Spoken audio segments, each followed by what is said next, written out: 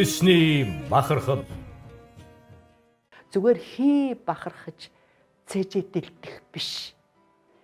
Тайзан дээр гарахын өмнөх тэр юу гэдгийг би одоо тэр зовнил тэр мэдрэмж бол улам л хэцүү болоод байгаа юм шиг надад санагддаг. Урлагийн уран бүтээлчдийн оруулсан хувь нэмэр гэх юм бол үнэлж баршгүй гэж би боддог. Уламжлал, шинжлэл хосолж байж улс урагшлна. Одооны хүүхдүүдээс нэг их ялгагдаад байх тийм онцлог амьдралыг бол би туулаагүй. Нэгдүгээр төрөхөд одоо хүн болж мэндэлсэн бүх юм дэлхийд даяар ижил болчхоор бахархах юм ховордоод эхэлдэг юм уу гэж би хардаг. Өөрийн ч вэ, хүний ч вэ амьдралд их гүн оролцох дурггүй манайхан. Өвгөд дээдсийн минь бүтээж босгосон энэ өв уламжлал энэ бүгд бол бахархал. Үгүй одоо тэгэл би ч маш их ярилцлага өгч байна. Нас ч өндөр болж байна.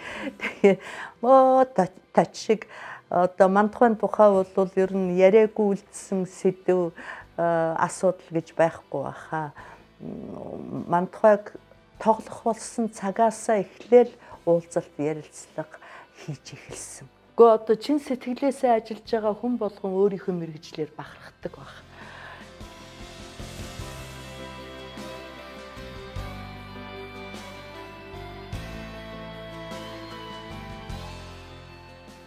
Би үнэхээр монголчуудын бахархаж явдаг нэгэн гэр бүлд охин болж төрсөндөө баярлж явдаг. Миний аав бол Баян хонгороос гаралтай Жаргалантад төрсөн ийм хүн. Ээж маань Төв аймгаас гаралтай. Тэгээ энэ хоёр хүн гэр бүл болж би уугаа охин болж мэндэлсэн. Ийм л түүхтэй би ах トゥ тавуулаа. Аав маань, ээж маань хоёулаа Монгол улсын яг бүтээн байгуулалтын их өрнөлийн үед ажиллаж хөдөлмөрлөж байсан ийм хоёр хүн хоёулаа Монголдо төдөөгүй олон улсын хэмжээнд Монгол улсаа төлөөлж нэг нь одоо улс төрийн хүрээнд нэг нь урлагийн хүрээнд ингэж ажилласан ийм хоёр хүн хоёулаа өөрсдийнхөө хөдөлмөр бүтээлээр төрийн шагнал хүртсэн. Хоёулаа манай аав бол соёлын гавьяа зүтгэлтэн, ээж маань ардын жүжигчин, хөдөлмөрийн баатар гэдэг ийм том цолоор шагнагдсан ийм хоёр хүний үр удмаа. Ингээд бахархалтай сайхан хүмүүсийн гэр бүл төрж өссөн учраас ингээд нэрлж байгаа бах.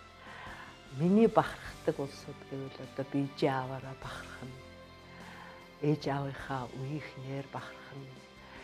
Түүхийн одоо хугацаанд энэ Монгол улсыг улс шиг улс болгож тусгаар ийм сайхан авч яваа улс төрчид аж ахуйн одоо бизнесмэнүүд янз бүрийн мэрэгчлэрээ Монгол улсыг улс болгож олон улсын хэмжээнд өөрийн гэсэн байр суурьтай байлгаж байгаа энэ хүмүүсээр юм бахархан. Тэгэхээр зэрэг Монголыг өдий зэрэгтэй авч яваа бүх хүмүүсийн одоо гавьяа тэдний хөдөлмөр оюун ухааны хүчинтэл бид нэр оршин тогттонж штэ. Тийм учраас тэд нараараа бахархахгүй өөрийгөөгаа бахархах хамгийн одоо гол бидний бахархал бол монгол хүмүүс.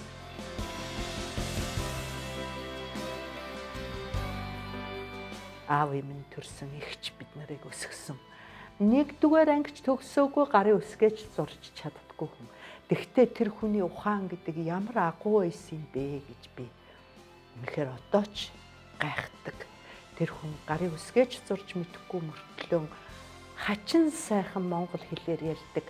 Бидний ч одоо дандаа зүйр цэцүүгээр загна штэ. Ерөөсөө л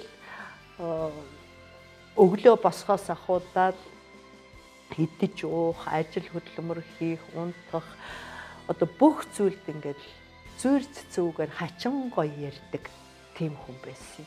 Оросын холбооны улсын кино урлагийн дээд сургуульд судлаачийн мэргэжлэр явсан л да. 10 төгсгöd намайг физик математикийн мэргэжлэр одоо суралцах нь зүйтэй гэж багш нар бол үзсэн. Тэгээ миний хувьд бол үнэхээр тэр мэргэжлийг одоо эзэмшээд цаашаа яаж одоо ажиллах дүр зургийг би ерөөсө гаргаж чадахгүй байсан учраас тэгээ өөрийнхөө мэдэх энэ урлагийн салбарыг л сонгож авсан. Тайзны хажууд хөхөө хөгч, өгж аа хөгч тэгэл тайзны тэр шороотой тайзан дээр тоглож ингэж өссөн учраас тэр орчноо илүү би ойлгож мэдэж байсан. Тийм учраас л би одоо жүжигчний мэргэжлийг сонгосон. Амьдралд сайн муу, сайхан муухай бүгд холилдож байдаг. Гэхдээ сайхан нь, сайн нь, дийлэнх нь байдаг гэдэгт би итгэдэг. Монголчууд ярьдаг сайн санааны зүрх тос гэдэг. Тэгэхээр үнэхээр сайхан санаад сайн үйл хийж байгаа нөхцөлд бол үр дүн нь сайнаар л гарах ёстой.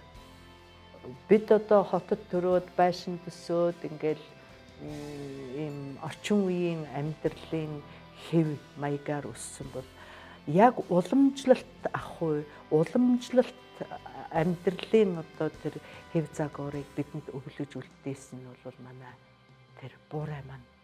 Би нэг их сайн ээж, сайн охин, сайн одоо гэргий гэж өөрийгөө хэлж чадахгүй. Яг гэхдээ бүр огт муу байсан гэж арай хэлэхгүй байх. Ямар ч байлаа гэсэн өөрийнхөө боломжийн хэрээр л өөр хүүхэдтэй одоо тус нэмэр болох, төшөв тулгуур болох ханжилттай ижи аавда ямар ч байсан дарамт болохгүй л байхыг хичээдэг.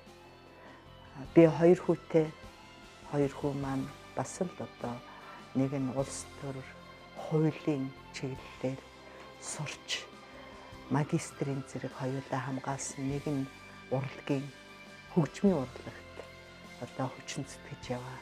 Ийм 2 хүүтэй 7 ачтай ийм одоо хүн байна. Би бол азтай хөө. Одоо манай 2 хүүхдийн эцэг бол үнэхээр одоо 2 хүүхдтэй хүн болгоход одоо ёстой аав хүн ямар байдгүй бүхэл анхаарлаа 2 хүүхэдтэй зориулж чадчихсан. Одоо тэр хүүхэд үлгийдэх, тэжээх тэр юмд чи одоо бүр эмэгтэй хүнээс тутахааргүй тэгж хүүхдүүдээ өсгөлцөж байсан. Манай буурай өсгсөн л дээ 2 хүүхдийн минь. Гэхдээ одоо ижи аав гэдэг чинь ямар ч одоо үед дэрэгдэнд байж л байх ёстой үүрэгтэй хүмүүс шүү дээ. Тийм учраас миний хувьд бол одоо хотод байхдаа хүүхдтэйгээ байлгүй л яах вэ? Харалгүй л яах вэ? Гэхдээ үнэхээр одоо эцэг нь бол ерөөсөө надаас дутуугүй 2 хүүхэдтэй анхаарал тавьдаг, гэр бүлтэй анхаарал тавьдаг тийм хүн байсан. Их тийм хурц зантай хэний ч өмнө тэр хүний асуудлыг бол яг нүүрэн дээр нь яг шудраг хэлж чаддаг тийм хүн байсан.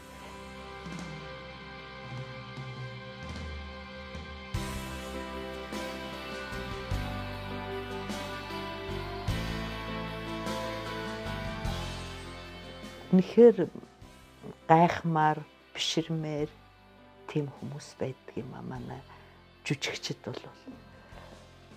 Тийм учраас манай уран бүтээлчид манай залуучуудыг ч гэсэн харахад одоо нойр, хоол, ядрах гэдэг тийм ойлголт тэднэрт яг уран бүтээл хийж явах үед бол байдаггүй.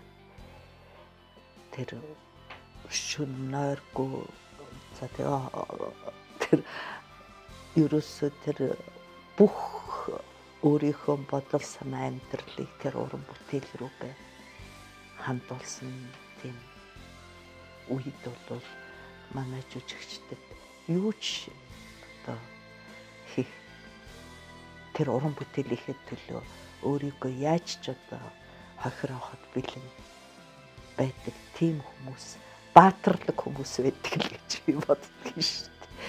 Тийм хүмүүс л энэ урлагт насаан зориулдаг. Тэрнээс тийм амархан ажил биш ээ.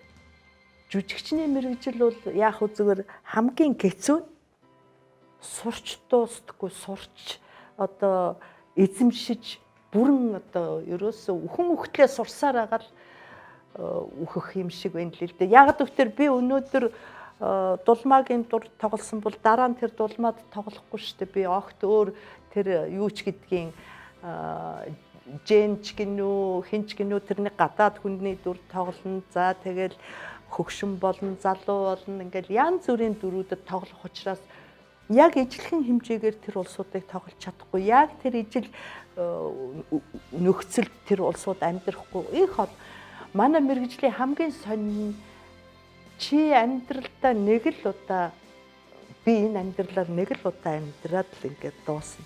Гэхдээ би энэ амьдралдаа маш олон хүний хувь заяагаар маш олон хүний амьдралаар амьдрч үзэх ийм азтай тэгтээ зовлонтой хэцүү тэгээд тэр нь ямар нэгэн хэмжээгээр үзэгчдэд үнэвшигдээд тэр нь ингээд үзэгчдэд үнэн гэж хүлээж аваад үзэгчд үнэлж явах юм бол тэр нь бид нар ингээд нэг одоо сэтгэл ханамжтай байх юм да. Тэр нь их сайхан. Манай ээж бол ер нь жүжигчин болоход нэг их дэмжиж тусалж зөв гэж хэлж үзээгүй. Ямар хэрэгтэй юм бэ? Хэрвээ авьяасгүй, хэрвээ чи ажиллаж чадахгүй бол жүжигчин болоод нэмэргүй амьдралаа үрнэ. Тийм учраас өөр мэргэжил сонгол гэдэг байсан. За аав бол одоо өөрөө мэдээ. Чи юу гэж бодож байна? Тэргээрээ л яв. Тэгээд тэнд очичоод мэргэжлээ сонгочоод эргээд ирэхэд нэгэнтээ тэгээд мэргэжлээ сонгоод ингээд хичээлдээ ороод тэр сургуулийн шийдэн гараад ингэсэн хойно тоглож байхдаа бандан пад гэдэг үстэй тэр шиг тэгээ нэгэнтээ ингээд шийдээд ирсэн сурч байгаагаа хагас жилийнхээ амралтаар эрэхтэй хэлсэн л дээ. Тэгэл одоо за тэгэл өөрөө шийдсэн өөрөө тэр хариуцлага хүлээн бэцэлгээл тэгээ ер нь манай гэр бүлийнхэн нэг нэгнийхээ одоо юу хийн ажил хөдөлмөр мэргэжил сонгох гэр бүлийн асуудал ер нь ямар ч юмд бид нар нэг нэгийнхээ тэр асуудалд нэг их тэгж гүнзгий орж одоо чиглүүлдэггүй. Одоо ч ингээд нэг 2 жилээр ингээд хүүхдээ том болгож өсгөж штэ төрөөд бидний үед бол 45 хоногийн л декрет гэж одоо амралтын төрхийн өмнө нэг 45 хоног төрсний дараа нэг 45 хоногийн одоо чөлөө ээж болсны чөлөө өгдөг байсан имлэгээс төрхийн өмнөх тэр 45 хоногийг бол би хизээч идэлж үзээгүй.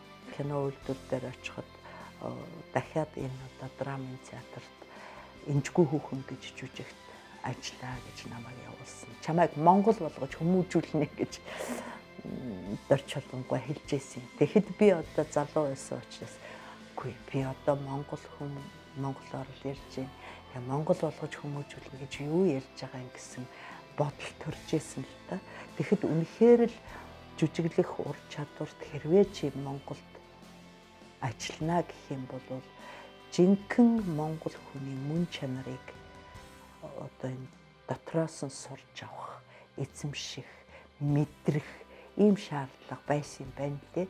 Үлгийтэйгээс минь ахуулаад намайг одоо өсөж төрнөхөд хамт байсан ахмадууд маань энэ өрөөнд байсан та. Тэгэл манай одоо ардын жүжигчин Ханд Сүрэнгүй, Долгор Сүрэнгүй, гавьяа жүжигчин Долгоргүй, Цэвэмжуугүй интергээд одоо ардын жүжигчин Цэрэн Дулангүй энэ төр маань энэ өрөөнд суудаг.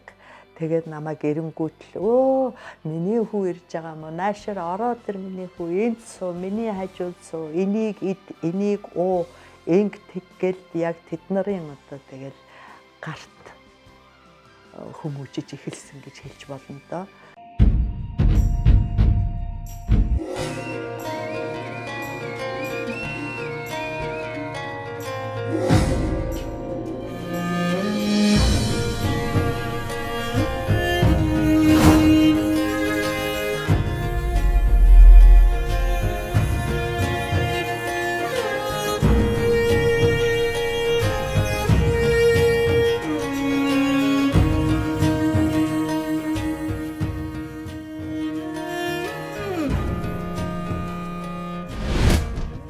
Үндэсний бахархад. Манай жүжигчид шиг тийм эрд зоригтой уран бүтээлийн төлөө чин сэтгэлээсээ алга таших тэр хэмжээнд одоо тоглохын тулд асар их ажил хийж иж хөлсөө, хөдөлмөрөө, оюуханаа ёстой нөө чүмгүүд унтартал ажиллана гэж ярьдаг штеп. Тэрүүн шиг ажиллаж байж тэр алга ташлтыг хүртдэг. Өгсөн мэдэхгүй. Тэр хайр дурлалын сэтгэл асгарч байсан. Юг бол би мэдрээгүй. Надад нэг их тийм учиргүй хүмүүс халдаж ирээл тийм хайр сэтгэл илэрхийлээд идэх юм байдгүй штэ. Зүгээр 8 дугаар ангид байхдаа нэг залуучуудын үнэн сонин юунд билээ нэг зурагтай тийм сурагч гээл нэг юу гарсан юм. Тэгсэн ингээл ёстой тэр цагтл гэдэг чинь зүгээр л бодвол тэр танилцсан бари одоо ийм л гэсэн тийм танилцгал тийм юу байсан баг. Тэгээ эхний нэг хэдэг унссан баха. Тэгэл ерөөсө тэр бол манай ангийнхны одоо донд совтын цагтл гэл ингээл уншдаг. Тэгээ юу лээ ихэнх нь цэргийнхээ болоогүй цэргийн дугаар ангийн тэдгээр хайрцагт сууж байгаа гэд нэг хайрцаг доторгүй сууж байгаа шиг тийм хаягтай цагтлууд ирдэг байсан. Тэгэл манай миний хэдэн найз нар одоо их минь дэлгэр цэцэг Бата гэл ингээл манай хэдэн найз нар ингээл тэрийг уншаад хөөе өнөө хайрцаг сууж байгаа юм чинь гэл ярьдаг баахан тийм инээдтэй тийм юу байсан. Тэгээд одоо хүүхэд байсан болохоор тэгэл хаа хийгээл тэгэл өнгөрч ирсэн.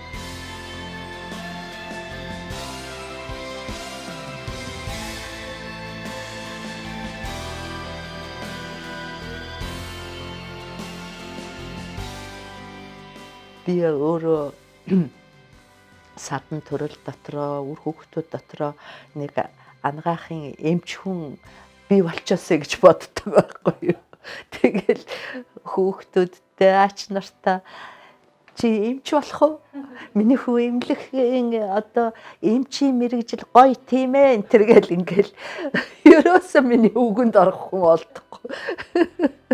Тэгээд сонин одоо би тэгэл үгүй яа да би одоо эднэрээ яаж тийш ингээд нэг чиглүүлээ да гэдэл боддгийн штэ. Үгүй хот үзэхгүй. Танай тэнгэрийг харах гэж ирсэн, танай талыг харах гэж ирсэн гэж ирдэг. Одоо манайд ирсэн юу Английн найруулагч бид нарын ажил дуусны дараа та нар говийг л нэг очиж үзчихэд яв. Гойх юм энэ л байна гэж. Тэгээ очиод тэр элсэн манхан хараад тэр хүнд бол үнэхээр гайхад бахархад бишрэл төрж мөр тийм сайхан газар байгаа байхгүй. Тэгэхээр манайд чинь ой мод хээр уул ус элис говь цөл ерөөсө байхгүй юм байхгүй. Тэгэл би одоо хөдөө баригадаар явж байхад хулангийн сүрэг хараад гөрөөс ингээл тэр машинтай уралдаж давхиж явахыг харахаар зэрэг аяндаа ингэж энэ байгалаа хайрлах, эх орноо хайрлах сэтгэл аяндаа өөрөө төрдөг. Би бол бүх хичээлдээ одоо жигд сайн суралцах хэрэгтэй л гэж хэлдэг. Яагаад гэхээр зэрэг зөвхөн ярьдаг биш. Жүжигчин хүн чинь тооны эрдэмтний мэрэгжлийн хүнд тоглоно. За тэгэл физикийн ухааны одоо том эрдэмтдийн энэ дүр тоглоно. Химийн одоо ухааны эрдэмтдийн дүр тоглоно. Үгүй дээр лаборантын дүрд тоглоно шүү дээ. Тэгэхээр тэрний анхан шатхны мэдэгдэхүүн байхгүй. Тэгштэглэн гарч чирхгүйгээр бодохгүйгээр самбар дээр бичиж чадахгүй багшийн дүрд тоглож болохгүй шүү дээ. Тэгэхээр зэрэг тооны хичээл, физикийн хичээл бүх хичээлүүддээ анхан суурийг тавьж байгаа энэ 10 жилдээ сурах ёстой. Тэр суур бол дараа нь чи ямар ч мэрэгжлийн дүрд тоглосон тэр суур чинь чамд яг фундамент нь суур нь болж өгч чаддаг. Тэрийгээ чи үржүүлээд хөгжүүлээд тэр одоо мэрэгжлийн дүрд хүний дүрд тоглож чадна.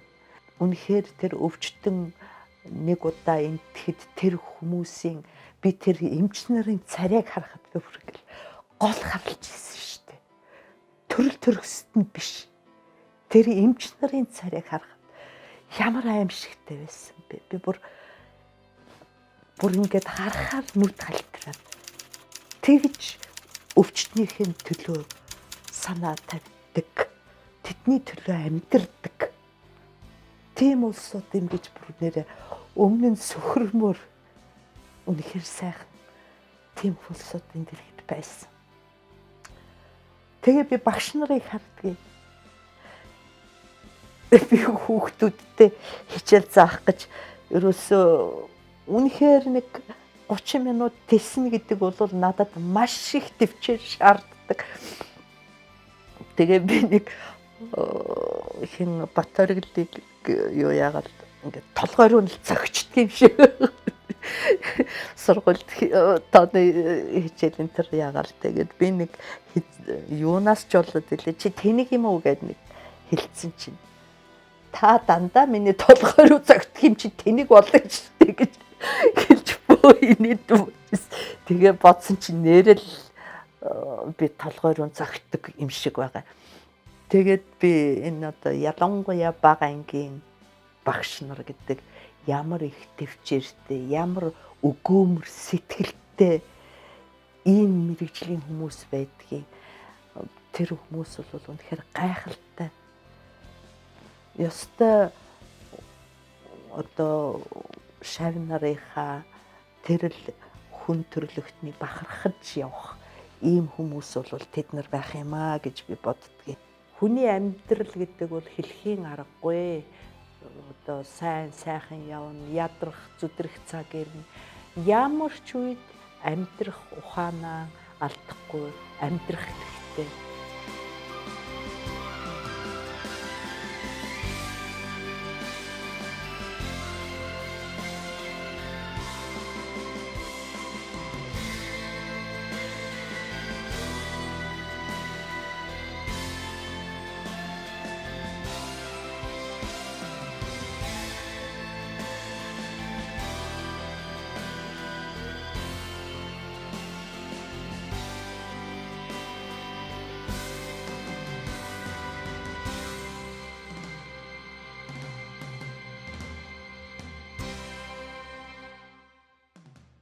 Also дуучин гэдэг дуучин биш л дээ.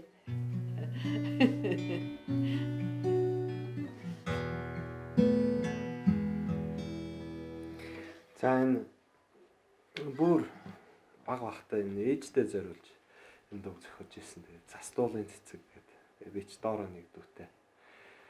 Тэгээд нэг дүүтэйгээ хамт ууланд ингэж ээжийнхаа төлөө цэцэг авах гэж явж байгаа хоёр хүүгийн тухай. Баярлалаа.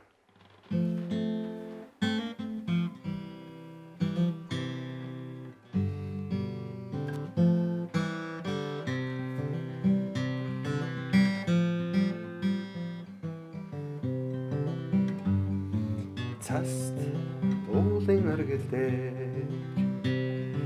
цэгэн чулуун дээр залуу насыг авчирдаг цагаан цэцэг би залуу насыг авчирдаг цагаан цэцэг би Инхри хайрт ээжтэй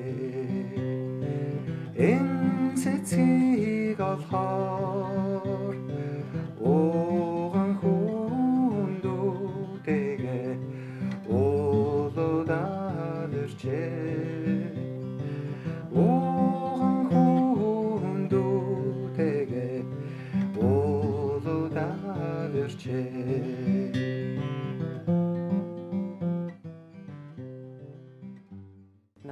манай уран бүтээлчид монгол хэлээ зөв ярьж сурах, монгол хэлээр сайхан ярьж сурах. Зүгээр одоо гэж махчилсан зарим орчуулгыг харахаар зэрэг их өрөвдмөр юм ядуу хэллэгтэй юм болцсон байна л да. Тэгэхээр бид нар энэ баялаг хэлээ энэ чигээр нь хадгалах ёстой. Мэдээжээр тэр хэл өөрчлөгдөхгүй байна гэж байхгүй л дээ. Гэхдээ тэр хөгжлийг зөв хандлага руу нь баяжуулж өөрийнхөө хэлийг хоосолж биш баяжуулж ингэж хөгжүүлэх ёстой юм болов гэж ингэж боддог. Монгол хэлийг жинхэнэ ёсоор нь сурья. Монгол хэлийг сонсё гэх юм бол драмын театрт л ирж монгол хэлийг яг зөв утгаар нь зөв дуудлагаар нь сонсож сурч болно гэж би боддог. Тийм учраас монгол хэлийг, монгол уламжлалыг ер нь одоо яг түүхт байгаа байдлаар нь энэ хөгжлийнх нь явц дунд харуулж чадах цорын ганц газар бол одоо манай театрын тайз юм да. Өөрийн үндэсний онцлогоо авч хадгалж үлдэнэ гэдэг бол маш чухал асуудал болоод байна л гэж би боддгийн. Хаан чамайг хатан дөргөмжлөхөөр барилга болгосон байна. Намайгүй. Эчи.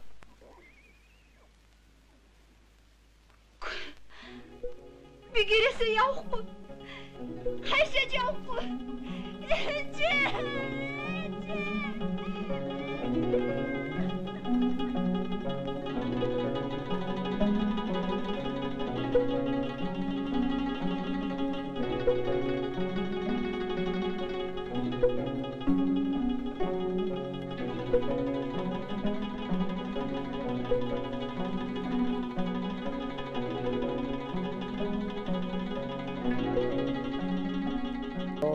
Хорих газар одоо ял эдэлж ийсэн хүмүүс хүртэл энд оролцож байсан. Манай эмэгтэйчүүдийн хорих одоо тэнд ял эдэлж ийсэн эмэгтэйчүүд цэргийн хуйг дуулга энэ чинь нэхэж майхан сав ойход энэ ингэж оролцож өөрсдийнхөө хөдөлмөрийн үр шимийг тэр кинонд нэмэрлэж байсан. Тэгэхэр зэрэг энд ер нь гар бие оролцоогүй хүн гэж байхгүй. Хөдөлмөрөөрөө биш гэхэд сэтгэлээрээ хүн болгон оролцож байсан. Энд одоо мантахай ийм байх ёстой, тийм байх ёстой ч гэдэг юм уу, тийм одоо энэ мантахайн дүр ийм хүн тохирно, тийм хүн тохирохгүй гэл ингээл маргаан үүснэ гэдэг чинь сэтгэлээрээ энэ киног сайхан болгох л гэж хүн болгон оролцож байсан хэрэг шүү дээ. Өнөө ордван таныг маргааш ганц модны аманд ирж уулзахгүй юу? Тэнд хүлээж өй гэж хэлүүлсэн байна. Өнөө болтоо. Би юу гэж хэлэх вэ? Чи яв. За.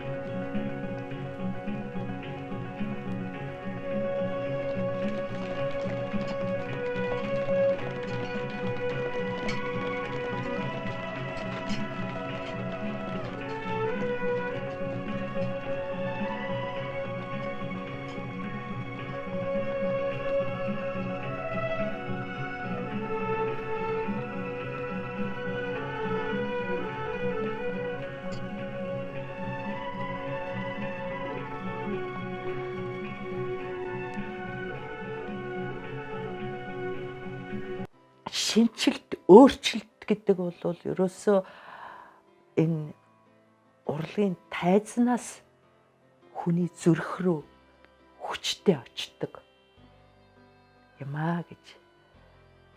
Одоо тийм учраас энэ салбарт ажиллаж байгаа хүн болгон дуучид, хөгжимчид, бүжигчид, жүжигчид, яруу найрагчид, зохиолчид, зураачид үнэхээр энд сэтгэлээ өгөөгүй энэ салбарт ажиллаж байгаа хүн байхгүй. Сэтгэлээ өгч ажиллаж байгаа учраас тэр нь хүчтэй байдаг. Зүрхнээс зүрхэнд яг ингэж дамжиж очдог учраас. Тийм учраас одоо энэ салбарт ажиллаж байдгаараа би бахархдаг. Энд одоо ажилласнараа бид нар улс орны хөгжилд, хүний хөгжилд ямар нэгэн хэмжээгээр бас нэвтэрч орж тус дэм болж байгаа болов уу гэж найддаг. Тэгэх ёстой. Ерөөсөө тайзан дээр гарч сурна гэж бол бараг байхгүй. Ер нь тайзан дээр гарахын өмнө бол хариуцлага юм да. Үзэгчдийн өмнө гарна гэдэг бол бас чи үзэгчдийн өмнө, театрын өмнө, мэрэгжлийнхээ өмнө чи хариуцлага хүлээж байна гэсэн үг. Би тайзан дээр тоглох дуртай. Яагаад гэхээр өдөр болгон шинэ байдаг. Яг өчтрийг шиг чи өнөөдөр тоглож чадахгүй. Одоо эн чинь ач нараа харахаар л яаж ч байсан тайтахар юм шүү дээ. Одоо ингээл ач нар чинь хурч ирээл эмээ гэл ингээл тал талаас зүгдэл үнсэл ингэхээр бол тэгээд ямар ч одоо ядарсан бай, ямар ч одоо хүнд асуудал тулсан бай, ямар ч байдаа гэсэн тэр ач нар хурч ирээл эмээ гэл ингээл тал талаас зүгдэл ингээд яхад бол та нарын нэвтрүүлэг үнэхээр сайхан болоод үзэгчд сайхан хүлээж авбал ёо гэд ингээд тэр нэг сайхан мэдрэмж бий болдог байх л да. Хүн зоригтой хүрч байгаа нөхцөлд л тэр одоо сайхан мэдрэмж бий болдог. Тийм учраас хүн мэрэгжилдээ хийж байгаа ажилдаа чин сэтгэлээ өгч чин үннээсээ ажиллаж хөдөлмөрлөж чадах юм бол тэр сайхан мэдрэмж ирдгээ. Монгол улс ямар ч үед гэсэн өөрийн гэсэн нүүр царайтай, өөрийн гэсэн өв соёл, уламжлал, түүхээ хадгалсан ийм улс үндэстэн байна гэдэгт би итгэлтэй байдаг.